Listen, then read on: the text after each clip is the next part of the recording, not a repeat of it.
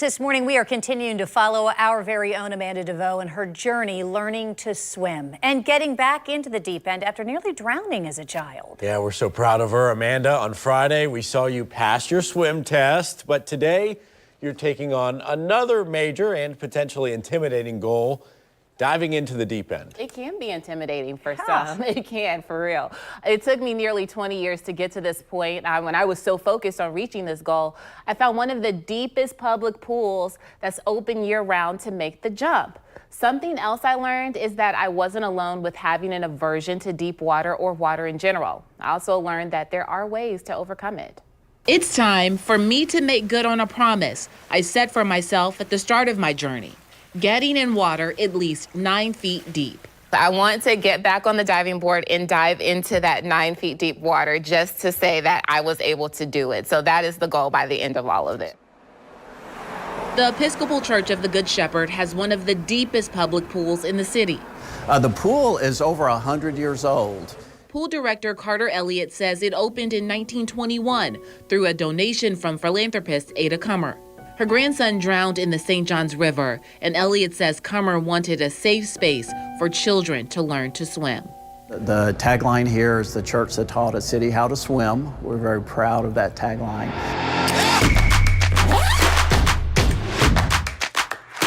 Swim advocate Linda Bolger teaches lessons at the Good Shepherd and saw my first story. Because of the trauma from my near drowning, she recommended that I get reacquainted with the deep end by first using a life jacket, which I did before taking my official jump. It's a safety issue, and it's a comfort issue.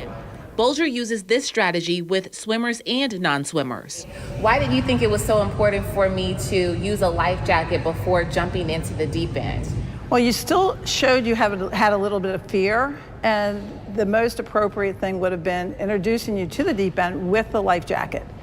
Jacket, jump, jacket, jump. Fear of the deep water is not uncommon. In fact, the CDC says a staggering 46% of adults fear the deep end of a pool. 32% are afraid to put their head underwater, and 46% are afraid of drowning. Everyone experiences trauma differently. Psychologist Candy Jackson says trauma can also affect people in their daily lives. You may find that someone who has experienced their near drowning may have fears of water in general, or large bodies of water.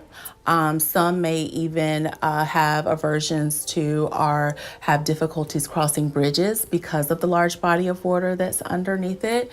It really kind of depends on how it affects or impacts that particular person. She says these fears can also be passed down through generations. So if you as a parent have that near drowning experience, and you're less likely to continue going to the pool or continue going to large bodies of water, and you share that experience with your children or have conversations or even may make comments, no, I'm scared of the water, I don't want to do that, it can develop a fear in them.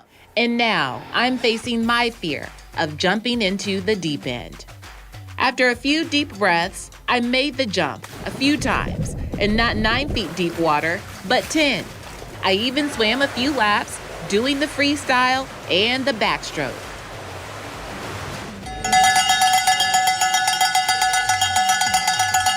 I finally jumped in the deep end. Woo! Finishing what I started all these years later. Good stuff. Yes, well, swim instructors stress how long it takes to learn to swim depends on the person. They say it tends to take a little longer with people who do have a fear of water, but it still is never too late, and it's always an option for people to just overcome that fear. And, in the feedback that we've received from the public also, I've seen people reach out to you and say, because of you, I want to learn how to swim. That is incredible, Amanda. Absolutely. People who are in their 50s have told me that, this is something that they want to consider now. Even in my last market in Mobile, Alabama, when I posted the story on Facebook, I had a gentleman who was in his 50s, who's a veteran, who was in the Navy, literally was afraid to get in the water. And he said, because of my story, he's going to learn how to swim in Biloxi, Mississippi. All right, real quick, what's your next challenge? My next challenge. Oh, that's a hard question. Why'd you put me on the spot? My next challenge is to keep my stamina up because I love swimming. So I swim every week now that I know how. And so it's just the whole thing of getting the dolphin kick under, getting that down packed, and just making sure that I keep up that consistency. It's kind of swimming's kind of like riding a bike, you know. I mean, it's something that you do need to practice, particularly if you're still working on overcoming any kind of fear, so that you stay in it, stay in the water, and keep doing it. And we just love your story. Thank you so much, Amanda, for sharing. It's not easy sharing personal stories, and so we do appreciate it. And great job to your photojournalist partner, Fouad, too. He is amazing. Putting that together. Yes, hard worker for sure. All right.